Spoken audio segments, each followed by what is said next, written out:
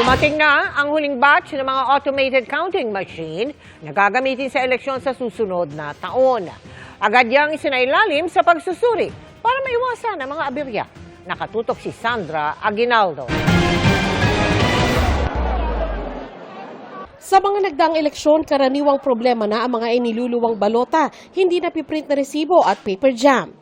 Sa isang presinto noong 2013, kinailangan pagdut-dutin ng payong ang PCOS machine para i-troubleshoot ang makina.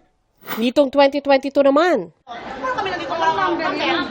nagkainitan ang mga botante at guro dahil sa ilang oras na pilang idinulot ng palyadong vote counting machine. Ang mga aberyang katulad niyan ang gustong maiwasan sa midterm election sa Mayo ng COMELEC at ng bagong provider na Mirror Systems. Kaya isa sa ilalim sa tinatawag na hardware acceptance test ang mahigit 9,000 unit ng automated counting machine o ACM na dumating sa warehouse ng COMELEC sa Santa Rosa, Laguna. Ito na ang huling batch ng delivery ng makina, kaya kumpleto na ang mahigit 100,000 na ACM na gagamitin sa eleksyon 2025 na dapat sanay sa Disyembre pa makukumpleto. Bukod sa isa-isang pagsusuri, sumasailalim din sa stress test ang 5% ng bawat batch ng delivery. Ito yung ilang oras na tuloy-tuloy pinapatakbo ang makina nang may nakasubok kunwari balota. Dito raw nila nadiskubre ang ilang anilay maliliit na problema sa makina. Hindi ka agad nadidinig yung sa audio, yung pala may kinakailangang i-adjust lang. Yung jamming ng paper, ang na-trace na namin ang naging problem, hindi pala yung scanner, kung hindi ang problem yung papel mismo. Dahil sa kinakailangan, yung mismong pagkakat ng papel ay eksakto at tama.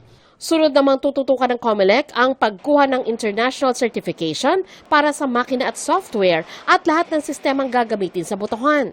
Ang ProVNV Inc., isang Alabama-based technology company, ang susuri sa mga ito para mabigyan ng international certification ang COMELEC.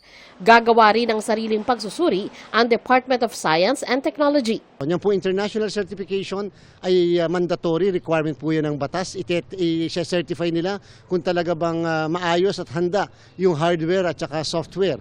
Pero posible kayang hindi makapasa sa international certification ng automated election system?